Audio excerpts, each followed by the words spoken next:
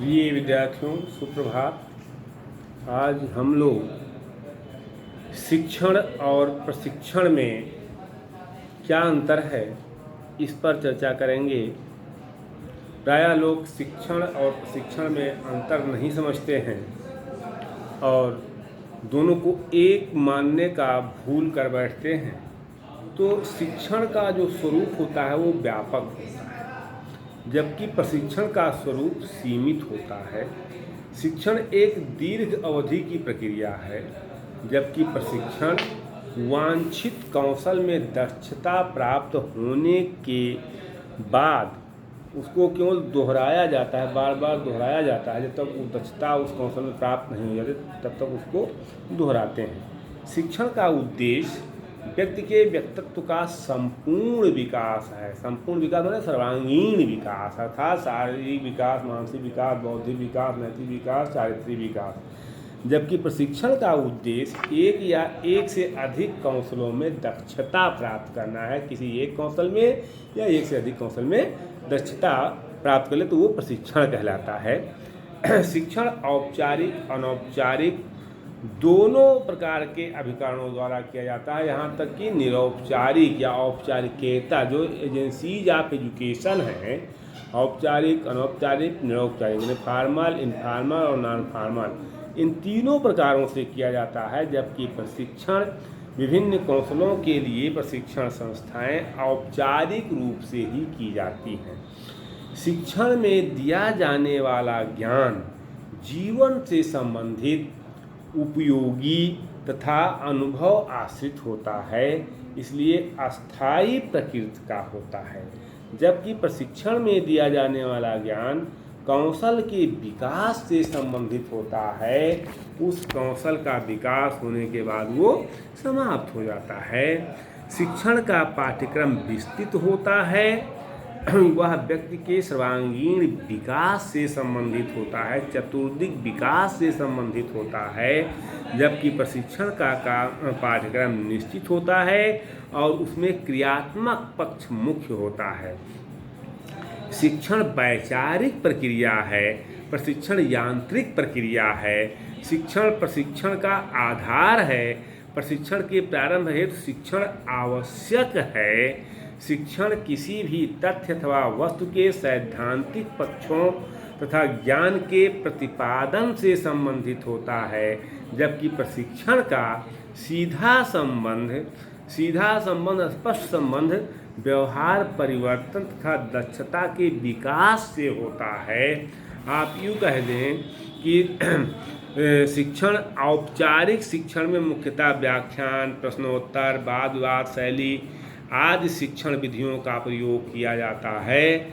जबकि प्रशिक्षण में जैसी कुशलता विकसित की जाती है, विकसित करनी होती है, उसके अनुरूप शिक्षण विधियां प्रयुक्त की जाती हैं। मान लीजिए आपको कोई प्रशिक्षण दे रहे हैं, आपको शिक्षक का प्रशिक्षण दे रहे हैं, तो शिक्षक प्रशिक्षण में आप में बोलने की क्षमता, ज्ञान डिलीवर की क्षमता, उन क्षमताओं का विकास किया जाता है। आप इंजीनियरिंग का प्रशिक्षण ले रहे हैं तो उसमें उस तरह का प्रशिक्षण दिया जाता है। तो शिक्षण में व्यक्ति के सद्व्यवहारों का पुनर्बलन किया जाता है, जिससे उसके व्यक्तित्व में निखार आ सके। वो जो व्यवहार करता है तो उसको पुनर्बलित किया जाता है। प्रशिक्षण के दौरान कौशल से संबंधित व्यवहार को केवल पुनर्बलित किया जाता है। आप कितना अच्छा व्यवहार आपका, इससे नहीं मतलब है। आप जो प्रशिक्षण ले रहे हैं उसमें आपका व्यवहार कैसा है, उससे मतलब रखा जाता है। शिक्षण के प्रति व्यक्ति के सद्व्यवहारों का पुनर्बलन वही इसीलिए कहा जाता है कि उससे व्यक्तित्व का सर्वांगीण विकास होता है। तो शिक्षण में सामाजिक अनुशासन पर बल दिया जाता है, जबकि प्रशिक्षण में कठोर अनुशासन होता है।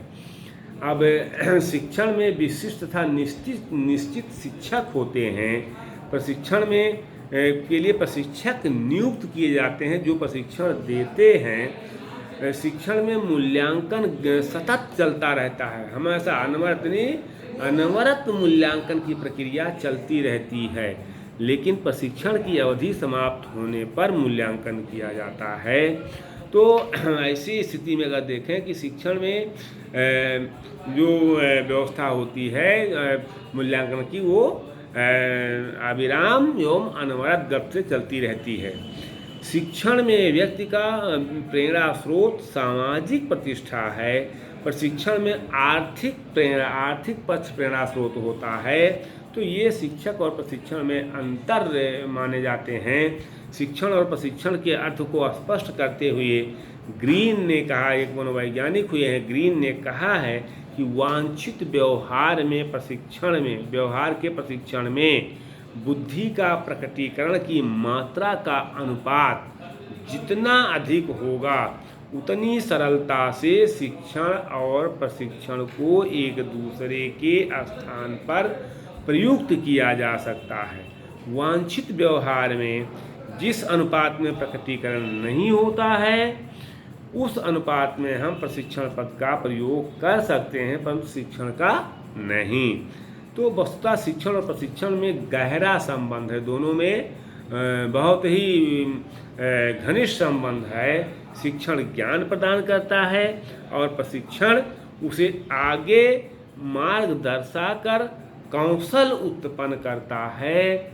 शिक्षण एक प्रकार की पूंजी एकत्रित करने का कार्य करता है, जबकि प्रशिक्षण उस पूंजी के निवेश करने में दक्षता और कौशल विकसित करता है।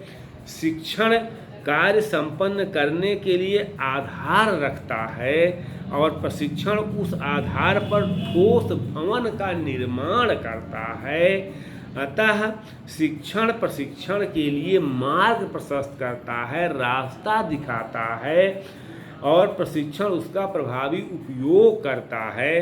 तो इस तरह से शिक्षण और प्रशिक्षण में क्या अंतर है, इस पर हम लोगों ने चर्चा किया।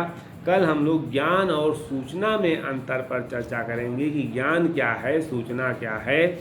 प्रायः लोग शिक्षक प्रशिक्षण में अंतर नहीं समझ पाते हैं। शिक्षण क्या है, प्रशिक्षण क्या है? क्योंकि शिक्षण आप जानते हैं कि शिक्षण एक उद्देश्यपूर्ण प्रक्रिया है। शिक्षण एक अंतःक्रिया है। शिक्षण कला एवं विज्ञान दोनों है।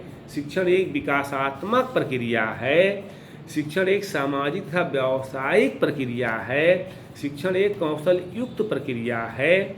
शिक्षण का कार्य ज्ञान प्रदान करना है। शिक्षण में भाषा संप्रेषण का कार्य करती है। शिक्षण एक तार्किक क्रिया है या शिक्षण एक उपचार विधि है। शिक्षण के दो मुख्य अवयव होते हैं, एक सीखने वाला और एक सिखाने वाला। शिक्षण के दो पक्ष होते हैं, पाठ वस्तु और संप्रेषण। पाठ वस्तु का कैसे संप्रेषण किया जाए। शिक्षण स्मृति, बोध व चिंतन स्तर से संबंधित प्रक्रिया है। शिक्षण एक औपचारिक एवं अनौपचारिक प्रक्रिया है। शिक्षण एक त्रिध्रुवीय प्रक्रिया है जिसके 3 ध्रुव होते हैं, छात्र, अध्यापक और पाठ्यवस्तु या समाज, जो भी कह लीजिए, जिस पर चर्चा होती है। छात्र अध्यापक के बीच में जो क्रिया अंतःक्रिया होती है वो किस पे होती है। तो शिक्षण का मापन किया जा सकता है। शिक्षण प्रशिक्षण से अनुदेश तक सतत प्रक्रिया है। शिक्षण अधिगम को प्रोत्साहित करने की प्रक्रिया है। शिक्षण प्रेक्षण योग्य, मापन योग्य तथा सुधार योग्य प्रक्रिया है। शिक्षण एक ऐसी प्रक्रिया है जिसका अवलोकन और विश्लेषण किया जा सकता है। तो इस तरह से शिक्षण क्रियाओं का वह समूह है जो अधिगम को उत्पन्न करने के लिए प्रेरित होता है। शिक्षण वह प्रक्रिया है जिसके प्रारूप तथा परिचालन की व्यवस्था इसलिए की जाती है जिससे विद्यार्थियों के व्यवहार में परिमार्जन लाया जा सके। शिक्षण शिक्षक का वह कार्य है जिसे बालक के विकास के लिए किया जाता है। तो शिक्षण इस प्रकार से शिक्षण एक प्रकार का पारस्परिक प्रभाव है जिसका उद्देश्य है दूसरे व्यक्तियों के व्यवहारों में वांछित परिवर्तन लाना। रायबर्न कहते हैं कि शिक्षण छात्रों को उनकी शक्तियों के विकास में सहायता देता है। तो हम यहीं से अपनी वाणी को विराम देते हैं, फिर आगे हम लोग चर्चा करेंगे। अगर वीडियो आपको अच्छा लगा हो तो आप लाइक और सब्सक्राइब जरूर कीजिएगा। बहुत बहुत धन्यवाद।